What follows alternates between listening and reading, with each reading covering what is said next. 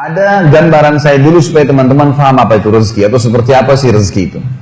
Kalau gambaran saya, rezeki itu seperti sebuah pohon. Pohon ini teman-teman sekalian ada buah yang berjatuhan dan ada buah yang bergelantungan. Buah yang berjatuhan dan bergelantungan, siapa saja boleh mengambilnya. Beriman atau kafir, semua bisa dapat. Makanya jangan heran kok ada orang kafir sembah berhala atau mungkin ngaku Tuhan punya anak dan seterusnya, tapi masih hidup, punya rumah mewah, makan segala apa yang dia mau. Dah iya. Karena rezeki itu Allah siapkan untuk semua makhluk, nggak terkecuali. Kalau orang kafir tiba-tiba Allah nggak kasih rezeki, maka nggak ada orang kafir nantinya. Emang Allah SWT menciptakan ya, semua itu untuk menguji mereka, melihat mereka mau menggunakan nggak potensi-potensi dalam diri mereka untuk beriman kepada Allah Subhanahu Wa Taala. Buah yang berjatuhan teman-teman sekalian, semua orang berusaha tidak berusaha akan dapat itu.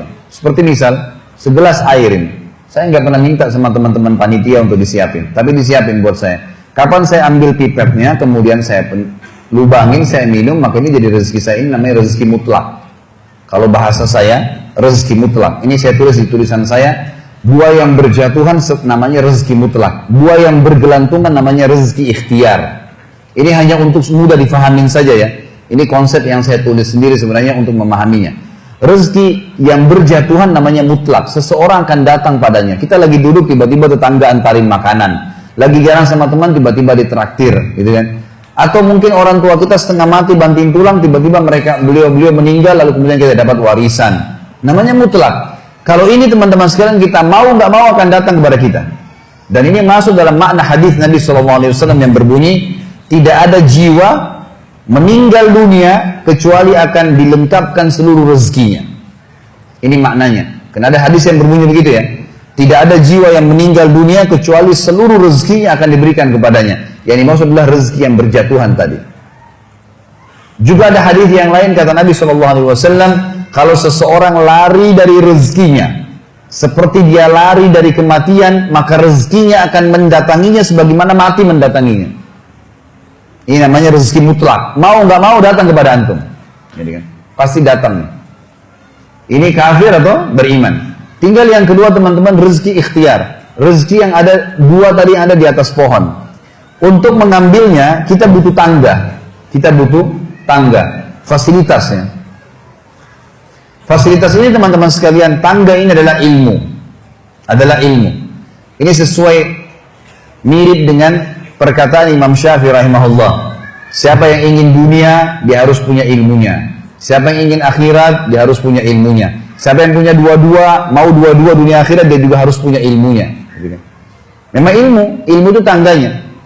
Jadi siapapun yang punya ilmunya, dia pelajari bisnis tertentu misalnya. Dia pelajari misalnya masalah properti, masalah ya kuliner, masalah ini, masalah itu. Dipelajari sama dia. Kemudian dia punya ilmunya, maka dia punya tangga, dia akan naik ke atas. Dan pada saat dia naik ke atas pohon, dia bisa petik buah sebanyak mungkin, semau dia. Kenapa misalnya restoran-restoran besar dunia seperti KFC, McDonald dan seterusnya, ini bukan karena saya sebutkan namanya karena mau dipromosikan, tidak ada hubungannya. Tapi yang saya maksudkan adalah bagaimana bisa seseorang yang beragama Yahudi, kufur kepada Nabi SAW, kufur kepada Allah, Allah pastikan kekafiran mereka, tapi bisa punya cabang sampai jutaan cabang, ribuan, ratusan ribu cabang seluruh dunia. Karena dia punya ilmunya. Dia pelajari ilmunya. Jadi orang kafir pun bisa dapat tuh. Gitu kan? Bisa dapat. Jadi jangan heran teman-teman kenapa orang kafir bisa punya banyak usaha. Ya dia punya ilmu. Kita pelajarin. Makanya Allah berikan standar dalam masalah rezeki. Semua manusia punya dua mata, punya dua kaki, punya dua tangan. Waktunya sama 24 jam. Potensinya sama. Kecuali yang lahir dalam keadaan cacat saja. Kalau enggak sama semua, gitu kan? Bedanya kita sama orang-orang yang sudah sukses, ya hanya sekedar ilmu pengetahuannya saja. Kalau ilmunya kita miliki dan kita coba kembangkan, maka akan terbuka itu. Hanya saja, teman-teman sekalian, beda antara, dan ini kalau rezeki ikhtiar terbuka, semua orang bisa mengumpulkan sebanyak mungkin. Tinggal bagaimana dia punya ilmu. Ilmunya tangga, dia naik ke atas. Begitu dia naik ke atas, dia ambil buah yang terdekat. Yang agak jauh dipakai jala sama dia. Tambah ilmu lagi, tambah fasilitas, tambah pengetahuan, kursus lagi, tambah keterampilan. Maka dia akan bisa mengambil sebanyak mungkin, tidak ada batasnya. Bedanya antara rezeki orang beriman dengan rezeki orang kafir di berkahnya. Ini bedanya di sini. Karena orang yang beriman hanya disuruh oleh Allah mengambil rezeki yang baik saja. Bahasa agamanya halal.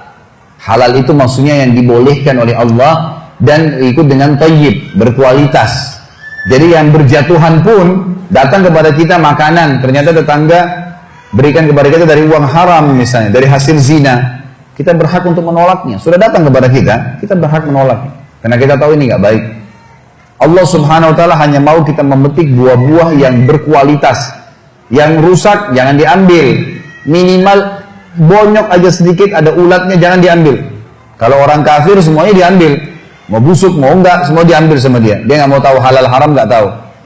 Ini contoh rasional memahami rezeki.